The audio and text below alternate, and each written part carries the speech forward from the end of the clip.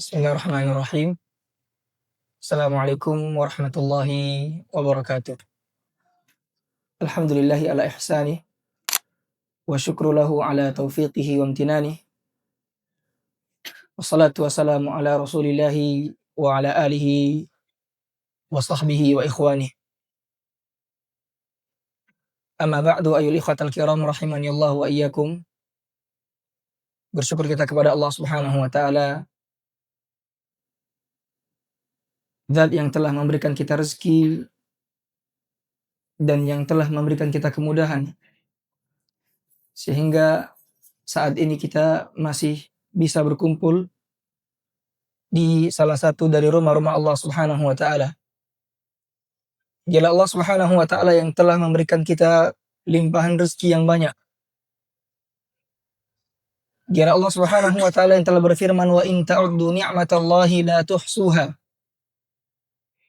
Kalau seandainya kalian berusaha untuk menghitung nikmat yang telah Aku berikan kepada kalian, kata Allah, la tuhsuha, maka kalian semua tidak akan mampu menghitungnya.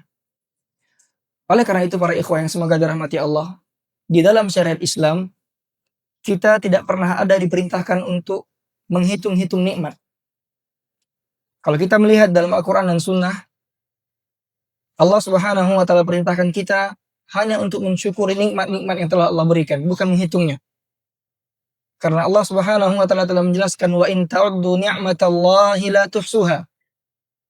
Kalau kalian berusaha untuk menghitung nikmat yang telah Allah berikan kepada kita dari pagi, siang dan malam, maka Allah mengatakan bahwa kita tidak akan mampu untuk menghitungnya. Oleh karenanya Allah Subhanahu wa taala berfirman, la in syakartum la azidannakum wa la in kafartum inna adzabi lasyadid. Inilah yang Allah perintahkan kepada kita, yaitu bersyukur. Kenapa demikian para ikhwah? Bersyukur karena bersyukur adalah salah satu sumber nikmat Allah Subhanahu wa taala bertambah. Allah mengatakan bahwa kalau seandainya kalian bersyukur, maka Aku akan tambahkan nikmatku kepada kalian. Namun kalau seandainya kalian kufur, ketahuilah bahwasanya azabku sangatlah pedih. Ayyuhal ikhwatal kiram rahimani Allah wa iyyakum. Kemudian salawat dan salam tak lupa kita sanjung-sajikan kepada junjungan alam Nabi besar kita Muhammad sallallahu alaihi salatu wasallam. Dialah suri teladan kita, dialah panutan kita, dialah uswatun hasanah. Yang Allah Subhanahu wa taala telah berfirman, laqad kana lakum fi rasulillahi uswatun hasanah. Bahwa sungguh telah ada pada diri baginda Nabi alaihi salatu wasallam itu suri tauladan. Sehingga para ikhwah, tidak ada teladan yang paling baik yang ada di atas muka bumi kecuali teladannya dari Nabi kita Muhammad sallallahu alaihi salatu wasallam. Para hadirin yang semoga dirahmati Allah Subhanahu wa taala, kami di sini bukan berarti bahwa kami tentu lebih mulia dibanding para ikhwan sekalian. Hanya saja amalan liqaulillahi ta'ala, fadzakir fa inna dzikra tanfa'ul mu'minin. Dalam rangka mengamalkan dari firman Allah, berilah peringatan, karena sesungguhnya peringatan tersebut bermanfaat bagi orang-orang yang beriman. Para ikhwan yang semoga dirahmati Allah Subhanahu wa taala, kita ketahui bahwasanya ilmu adalah sesuatu yang sangat mulia. Ilmu adalah pembeda antara orang-orang baik dan orang-orang buruk. Karena orang-orang yang baik para ikhwah adalah mereka yang senantiasa berada di dalam jalannya Allah Subhanahu wa taala. Dan jalannya Allah Subhanahu wa taala tidak akan pernah diraih kecuali dengan ilmu. Sehingga ilmu para ikhwah sampai kapanpun, dari dulu, sekarang dan sampai kapanpun, bahwa ilmu adalah sesuatu yang tidak akan pernah putus dicari oleh orang-orang yang mulia. Kita akan hadirkan para ikhwah di kesempatan kali ini perkataan yang mulia dari Imam Syafi'i rahimahullah ta'ala. Kita tahu bahwasanya Imam Syafi'i rahimahullah ta'ala adalah sosok salah satu imam yang besar dalam Islam. Beliau adalah salah satu imam madhab. Beliau adalah pemegang dari madhab Asy-Syafi'i. Dalam sebuah ucapannya, Imam Syafi'i rahimahullah ta'ala pernah mengatakan, "Akhi, lan tanalul ilma illa bisittatin sa'umbika bibayanin wa tafsiliha."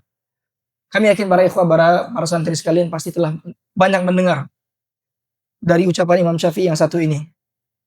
Imam Syafi'i rahimahullah ta'ala pernah suatu ketika beliau berkata kepada para murid-muridnya bahwa, "Wahai saudaraku, ilmu tidak akan pernah didapat kecuali dengan 6 perkara." Perhatikan para ikhwan, 6 perkara ini adalah syarat untuk kita bisa mendapatkan ilmu. Dengan 6 ini para ikhwan, maka kita tidak akan bisa mendapatkan ilmu yang sebenarnya.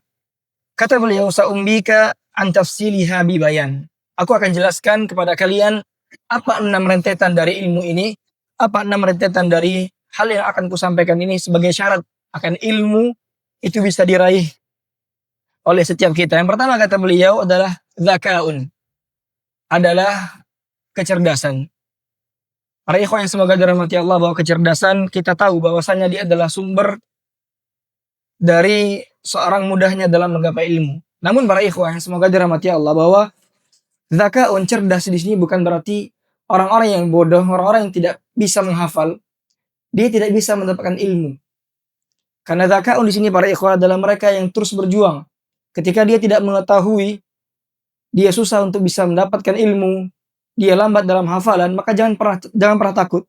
Karena zakaun di sini para ikhwan adalah maknanya dia senantiasa terus bagaimana bisa ketika dia tidak tahu, dia terus berjuang untuk bisa tahu.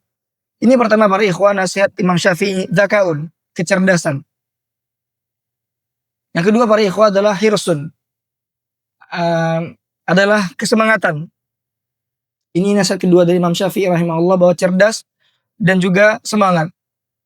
Kalau kita melihat para ikhwah semangatnya para ulama di dalam belajar, maka semangat kita kali ini para ikhwah di masa sekarang ini tidak ada apa-apanya dengan semangatnya para ulama. Kalau kita melihat para ulama dulu para ikhwah jauh beda dengan kita. Para ulama dulu disebutkan bahwa mereka ada di antara mereka yang tidak mau berbicara dengan orang lain karena sibuk dengan ilmu. Bahkan di antara mereka para ikhwah, ada di antara mereka yang betul-betul semangat untuk memanfaatkan waktunya dalam belajar. Ketika ada orang yang mengajaknya berbicara, dia mengatakan bahwasanya, "Kalau engkau mau ajak aku bicara, maka coba dulu, tahan matahari." Ini menjelaskan para ikhwah akan benarnya kesungguhan para ulama di dalam mereka belajar. Bahkan sebagian mereka para ikhwah, kalau kita melihat dalam sejarah-sejarah para ulama, di antara mereka itu ada yang ketika hendak masuk ke dalam WC, karena mereka betul-betul benar-benar punya hirsun, punya kekuatan, beliau memerintahkan salah seorang keluarganya untuk membacakan hadis dari luar. Kemudian di dalam WC, di saat beliau buang hajat, beliau tetap mendengar dari hadis-hadis Nabi alaihi salatu wasallam. Lihat para ikhwah bagaimana kesemangatan para ulama di dalam mereka belajar. Yang ketiga para ikhwah adalah wajtihadun, adalah kesungguhan, tekad yang kuat di dalam belajar. Kalau kita melihat para ikhwah bagaimana kisah para ulama, wajtihadun ini para ikhwah, kita bisa dapatkan kisah bagaimana Imam Syafi'i rahimahullah ta'ala, beliau begitu semangatnya belajar, beliau ini pernah safar berkali-kali. Beliau bahkan para ikhwah tidak cukup belajar di negerinya.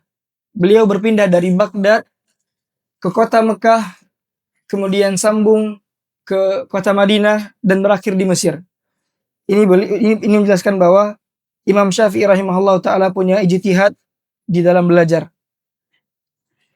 Kemudian para ikhwah yang semoga dirahmati Allah, adanya bulghah, yaitu bekal di dalam belajar. Seorang yang belajar ilmu agama tentu tidak cukup dengan semangat, namun adanya bekal. Bekal ini para ikhwah yang menjadi di antara syarat dalam seorang belajar.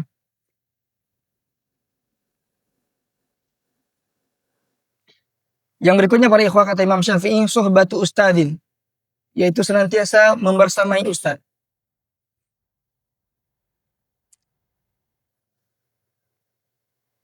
Dan yang terakhir para ikhwah adalah watulu zaman, yaitu panjangnya seorang dalam belajar. Para ikhwah yang semoga dirahmati Allah, panjangnya belajar ini para ikhwah tentu bukan 2-3 tahun kita belajar. Belajar di sini coba kita lihat bagaimana Imam Syafi'i di dalam belajar. Imam Syafi'i itu pernah beliau mondok keluar dari rumahnya. Imam Syafi'i itu beliau mondok di perkampungan Arab Baduy demi mempelajari sebuah bahasa sampai 20 tahun lamanya. 20 tahun lamanya Imam Syafi'i rahimahullah belajar bahasa di perkampungan Arab Baduy sampai para ulama menyebutkan bahasa Imam Syafi'i itu adalah hujjatun fil lughah. Bahwa Imam Syafi'i rahimahullah adalah hujah di dalam bahasa. Karena beliau rahimahullah ta'ala belajar bukan seperti kita yang singkat, tapi beliau punya waktu yang panjang. Para ikhwan yang semoga dirahmati Allah, tentunya ilmu adalah suatu yang sangat mulia.